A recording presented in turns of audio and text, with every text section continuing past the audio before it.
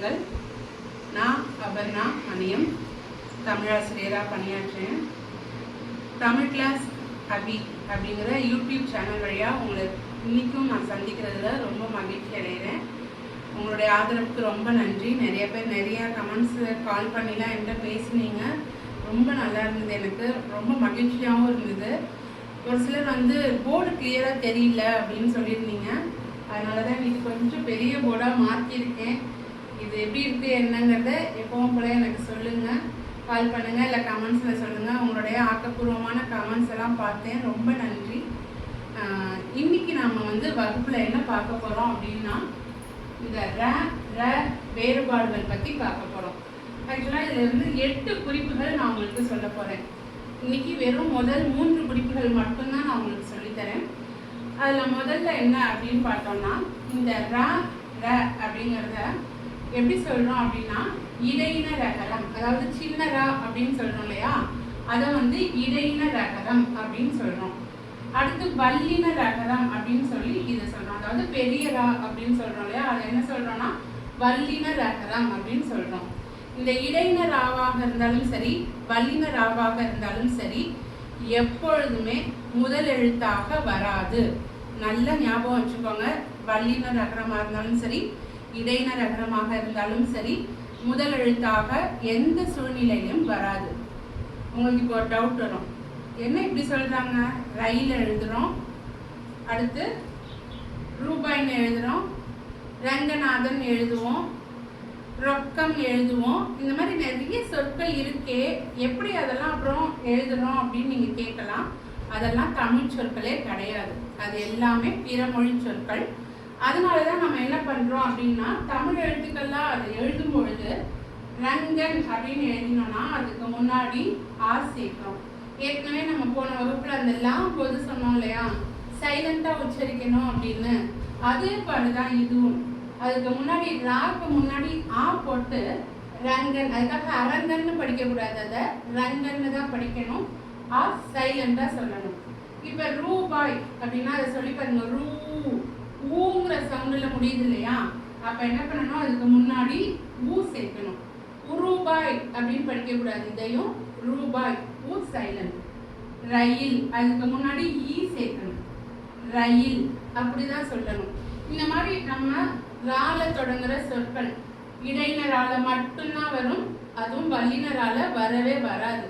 அந்த மாதிரி ரயில் அப்படிங்கிறத இந்த ரா போட்டு எழுதினோம் அப்படின்னா அது முழுவதுமாகவே தவறு.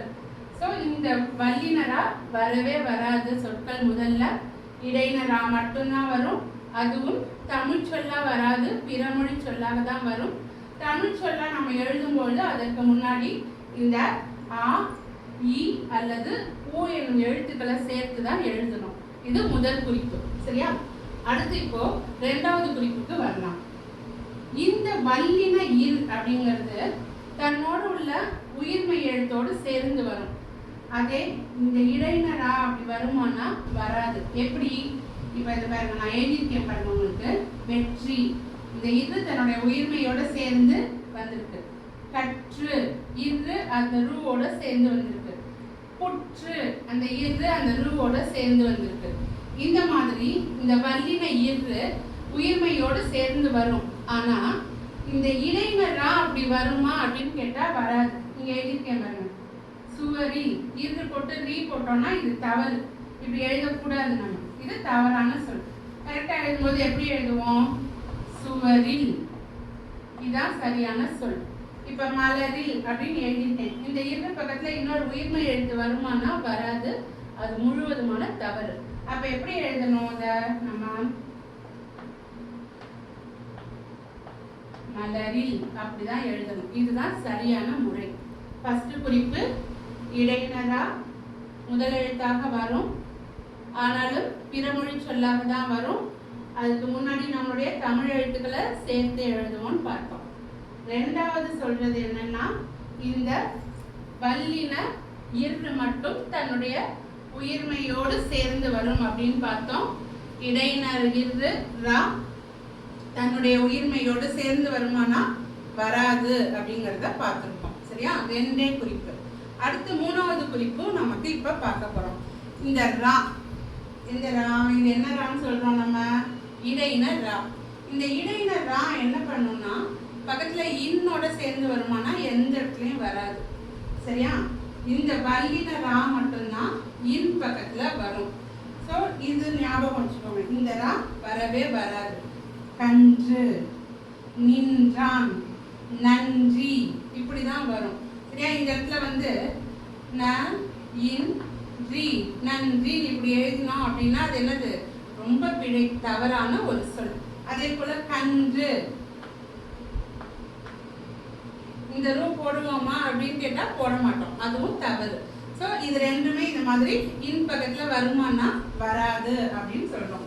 இந்த 3 குறிப்புகள் இன்னைக்கு வகுப்புல நாம பார்த்திருக்கோம். இதனுடைய தொடர்ச்சியை நாளைய வகுப்புல பார்க்க போறோம். இது வரைக்கும் நீங்க எனக்கு வந்து நிறைய ஆதரவு கொடுத்ததுக்கு ரொம்ப நன்றி. உண்மையிலும் தொடர்ந்து என்னுடைய சேனலை பாருங்க, ஃபாலோ பண்ணுங்க, சப்ஸ்கிரைப் பண்ணுங்க. எனக்காக எவ்வளோ முயற்சி செய்து இதை நீங்கள் பார்க்குறீங்களோ அந்த அளவுக்கு என்னுடைய தமிழும் வளரும், உங்களுக்கும் என்னால் எளிதாக கற்றுக் கொடுக்க முடியும். தமிழாளர் சந்திப்போம், தமிழை சிந்திப்போம். நன்றி, வணக்கம்.